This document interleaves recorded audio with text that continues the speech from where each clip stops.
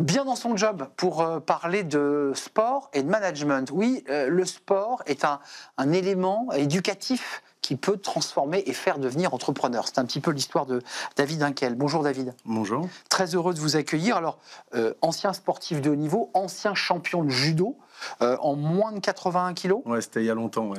Mais écoutez, je trouve que vous êtes encore extrêmement svelte. Merci. Champion du monde, médaille de bronze par équipe aux mondiaux de 98. Vous avez été champion de France. Exact. Et vous avez créé une société, on va en parler dans quelques instants, BAM Society.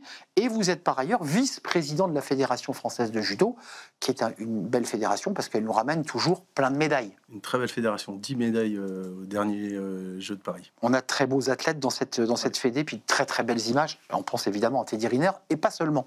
Juste cette photo, tiens, avant de démarrer cette émission, quand vous voyez David Inkel, là c'est quoi? C'est championnat de France? Ouais, c'est la finale du championnat de France, ouais. Ouais. Là, vous levez les bras au ciel parce que vous venez de gagner. Ouais, je venais de mettre un hippon, c'était très sympa. Ça faisait quelques années que je tournais autour de ce titre.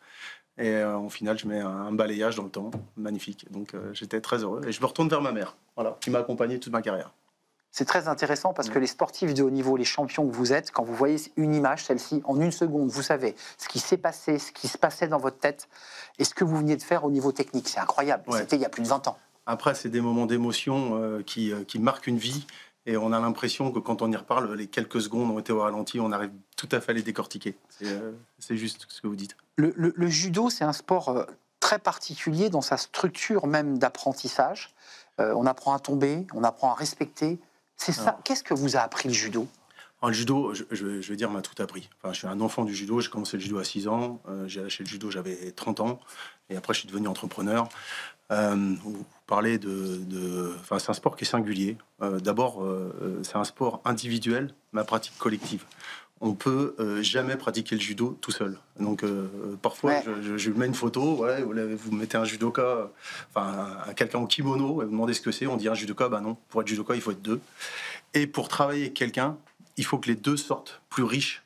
Et donc on est tout le temps dans l'échange, et tout le temps dans l'adaptation, ce qui fait que quand on rentre sur le marché du travail, on a l'habitude de ne pas écraser les autres, mais à collaborer avec eux, pour leur donner un peu, pour qu'ils nous donnent, et on est toujours dans l'échange. Et c'est quelque chose qui m'a beaucoup apporté et qui m'a propulsé. Ça, c'est intéressant ce que vous dites, c'est un angle très fin, parce que pour en fait apprendre et grandir dans ce sport, il faut que l'autre aussi, il accepte aussi d'ouvrir sa porte. Exactement, on appelle ça l'entraide et la prospérité mutuelle. Vous êtes un sport collectif, vous arrivez avec des objectifs, en plus champion, complètement égoïstes, vous venez vous entraîner pour vous, pour avoir des médailles, pour moi, enfin voilà. Mais pour pouvoir progresser, il faut que j'ai un partenaire. Et la particularité de ce partenaire, c'est qu'il n'a pas la même taille, pas la même puissance, pas la même forme de corps, pas le même grade. Enfin, morphologiquement, il n'est pas du tout pareil que vous. Et donc, vous devez vous adapter. Si vous êtes plus fort, il faut qu'il puisse s'exprimer. Sinon, il n'y a pas d'échange. Et inversement, s'il est plus fort et qu'il ne s'adapte pas, vous progressez pas. Et donc, on est toujours dans je donne, je reçois, je donne, je reçois, je donne, je reçois. BAM Society, c'est une entreprise dont le fil rouge est la promotion immobilière, c'est le fait de construire. C'est le point de départ. Ouais. C'est ça, quand vous décidez de passer et quand on quitte sa carrière de sportif de niveau, il y a un petit pincement, on range le kimono. Vous vous êtes dit, c'est ma deuxième vie et je vais m'éclater. Et il n'y avait pas de tristesse. Vous vous êtes dit, je suis un peu triste d'abandonner tout ce que je viens de vivre. Pas du tout. Et d'ailleurs, je pense que ça a été une des clés de ma reconversion. Je voulais faire les Jeux. C'est Jamel qui part, Jamel Bourras, qui était le numéro 1 français, un très grand champion, je le salue. Et je me vois pas remplir pour 4 ans. Et donc j'arrête brutalement en disant, je fais pas les Jeux, tant pis. Et sans regret, parce que j'avais tout essayé. Alors, franchement, quand on a fait tout ce qu'on pouvait et qu'on pouvait pas faire mieux, on tourne la page assez facilement. Et après, la grosse inquiétude que j'avais, c'est de ne pas retrouver la même énergie, la même motivation. C'est pour ça que je suis devenu entrepreneur. Et donc, le défi, la compétition, il y a de ça aussi quand même chez vous. Alors, il y a l'envie de gagner, il y a l'envie de réussir aussi. Défi, la compétition, et puis surtout l'aventure. Quand on se lève le matin et qu'on est athlète de haut niveau, on se lève pour être champion olympique, champion du monde. Enfin, c'est des projets qui sont un peu fous. Et donc, d'abord, on ne travaille pas, on s'entraîne. Donc, il y a toute une énergie qui est présente. Et puis, quand ça s'arrête, il faut retrouver quelque chose qui vous motive. Et puis, il faut mettre de l'énergie ailleurs, parce que vous êtes évidemment dans une... Exactement. Là, aujourd'hui, vous dites, ça y est, je suis un entrepreneur de plein pied, parce que j'ai réussi ma vie d'entrepreneur, comme vous avez réussi votre vie de judoka. Ouais, ça fait 20... ça y est. Ça fait 25 ans que je suis entrepreneur. J'ai, comme tous les entrepreneurs connus, des hauts, des hauts, des bas, etc., comme une carrière de judoka. Donc en tout cas, c'est pas une place que j'échangerais.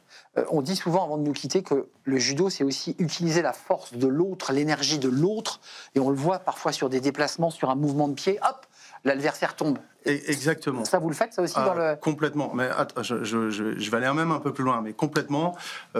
Moi, enfin, on est rentré sur le marché de l'immobilier il y a 5 ans, il y avait des mastodontes en face de nous. Ouais. Et donc, il a fallu trouver... Il y avait des Teddy Riner, quoi. Voilà, des Teddy Riner en face de nous. Il a fallu trouver les angles morts, les points un peu plus sensibles pour nous glisser avec agilité. Et le judo nous apprend, quelle que soit la taille de l'individu en face de vous, qu'il y a toujours quelques points faibles.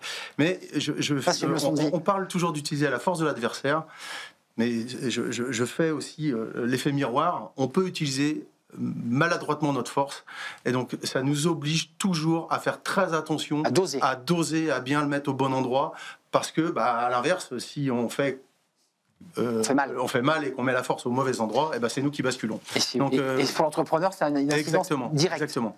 Merci David Hinkel, c'est un vrai plaisir de vous rencontrer, de vous accueillir sur le plateau. Plaisir. Ancien judoka de haut niveau, on a vu cette photo de 96, vous étiez un très beau champion de France à l'époque et médaille de bronze aux mondiaux de 98. Et puis aujourd'hui, dirigeant de BAM Society, vous avez compris qu'il a posé le kimono, mais il utilise encore quelques petites techniques. Ouais. Merci de nous avoir rendu visite, c'est un vrai plaisir. On tourne une page, c'est le Cercle RH, un grand entretien avec le DRH de l'Oxam. Alors c'est la location de matériel, d'ailleurs, que vous devez connaître, de matériel pour le bâtiment, pour la construction. Alors, où en est-on? Parce que le bâtiment va pas très très bien. Comment on organise cette société? Comment on l'accompagne? Comment on recrute? Eh bien, on va poser toutes ces questions au DRH de l'Oxam. Il est notre invité dans le Cercle RH.